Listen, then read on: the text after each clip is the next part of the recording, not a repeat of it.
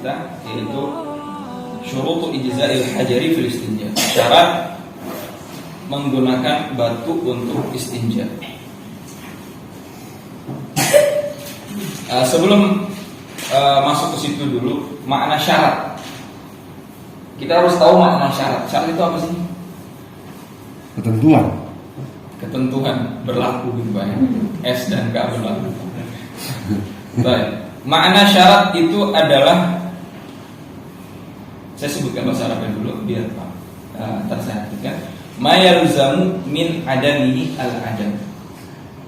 Apa yang harus, apa yang tidak bisa terjadi dari ketidakadaannya.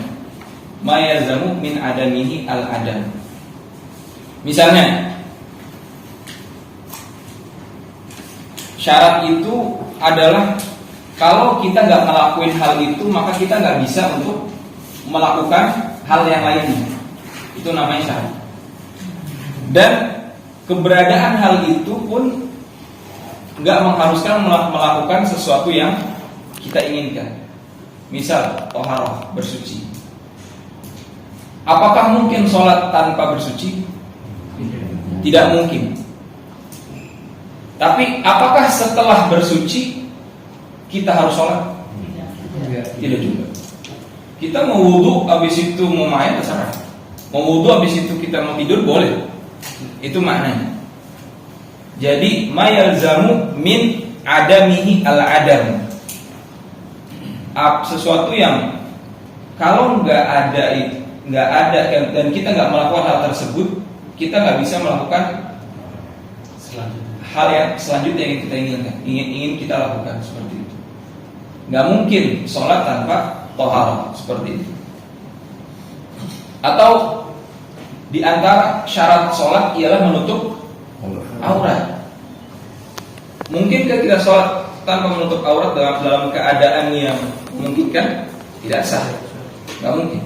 Tapi apakah setiap kali kita menutup aurat kita disuruh sholat? Tidak. Wanita menutup aurat bisa saja karena dia ingin keluar rumah. Itu paham ya? Jadi syarat itu adalah ketika kita melakukan hal tersebut, maka tidak diharuskan melakukan kewajiban setelahnya. Tapi ketika kita yang melakukan kewajiban, nggak bisa tanpa hal tersebut. Itu makna dari syarat. Nah, itu makna syarat. Ya, makanya ada syarat sah wudu, syarat sah sholat, gitu kan? Nah,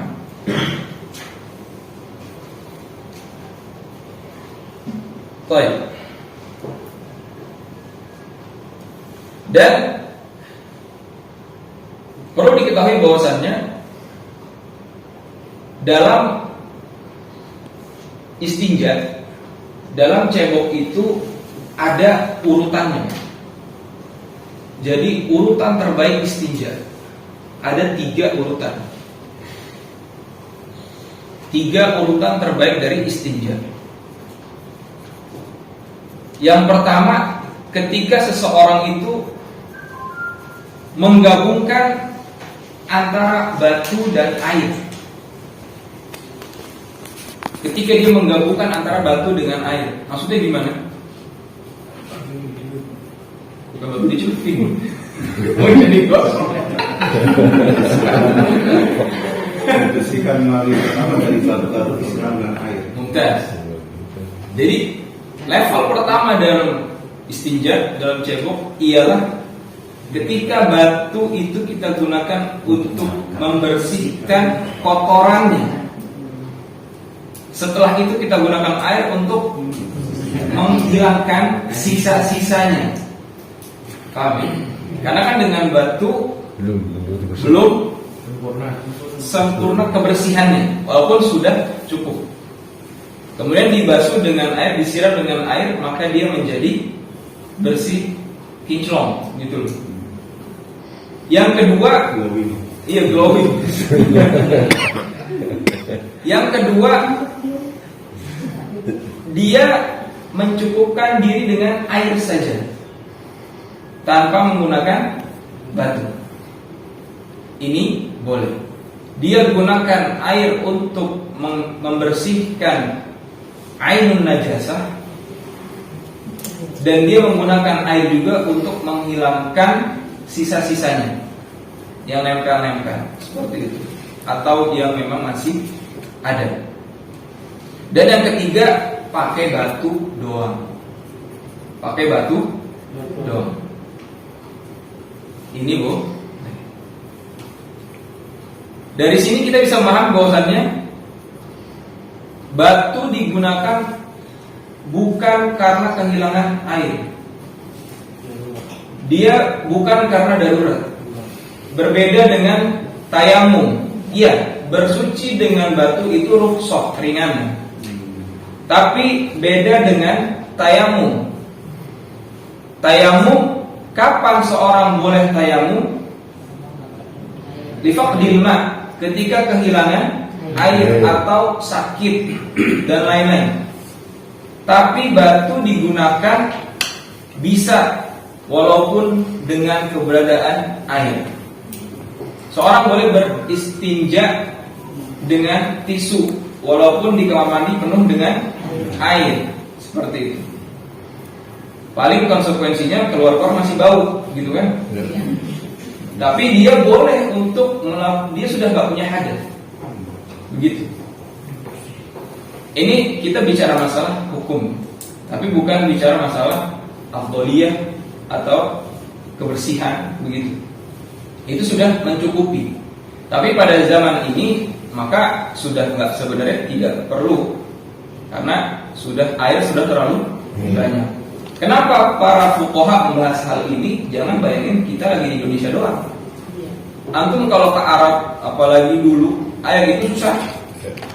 Air itu susah, apalagi yang orang hidup di gurun misalnya. Air itu susah. Bahkan makanya orang kalau ke gurun itu membawa air, ya dia disayang-sayang airnya, bukan untuk istinja. Beda sama kita naik gunung Papandayan, naik gunung gede, bahkan sampai di gunung aja istinja masih pakai air. Karena apa? Ya itu sumber air di sono gitu. Beda dengan kondisi di tempat lain. Karena Islam ini apa? Universal. Islam ini rahmatan lil alamin. Orang kalau lagi di gurun, lagi safar, airnya boro-boro dipakai istinja, dia aja kadang kurang. Lantas bagaimana kalau misalnya nggak ada sesuatu yang lain untuk membolehkan dia ibadah, begitu. Jadi ketika dia buang air, airnya nggak usah dipakai untuk istinja. Itu untuk minum saja, dia istinjanya dengan batu atau dengan tisu atau dengan hal yang lain. Dan setelah itu dia boleh sholat. Kenapa? Dengan daun. Iya, bisa dengan daun. Tapi tadi dia mengangkat. Kalau daunnya justru melebar, tidak bisa.